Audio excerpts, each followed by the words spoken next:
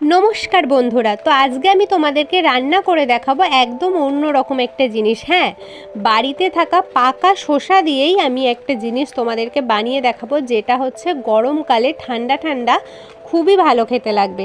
দেখো, প্রথমে আমি শসাটার খোসাগুলো ভালো করে ছাড়িয়ে নিয়ে সেটাকে কুচু কুচু করে কেটে নিয়েছি। তারপরে এই শসাগুলোকে আমি জলে রেখে দিয়েছি, মানে লবণ মাখিয়ে তাই রেখে দিয়েছি। তারপরে আমি কড়াইয়ের মধ্যে তেল দিয়ে আর হচ্ছে কিছু বড়ি দিয়ে সেটাকে একটু ভাজা ভাজা করে নিয়ে আবার তার উপরে আমি তেল দিয়ে দিলাম। তারপরে আমি দিয়ে দেব পাঁচফোড়ন। দেখো, পাঁচফোড়নটা একটু ভাজা ভাজা হলে আমি যে শসাগুলোকে নুন মাখিয়ে রেখেছিলাম সেটা থেকেই নিংড়ে নিংড়ে শসাগুলোকে তুলে নিয়ে আমি কড়াইতে দিলাম এবং তারপরে আমি একটু ভালো করে এটাকে নাড়িয়ে নিয়ে ঢাকনা চাপা দিয়ে রাখলাম কিছুক্ষণের জন্য। তারপরে আবার ঢাকনাটা খুলে ভালো করে নাড়িয়ে নেবে। নাড়িয়ে নেওয়ার পরে যে ভেজে রাখা বড়িগুলো ছিল সেই বড়িগুলোকে দিয়ে দেবে।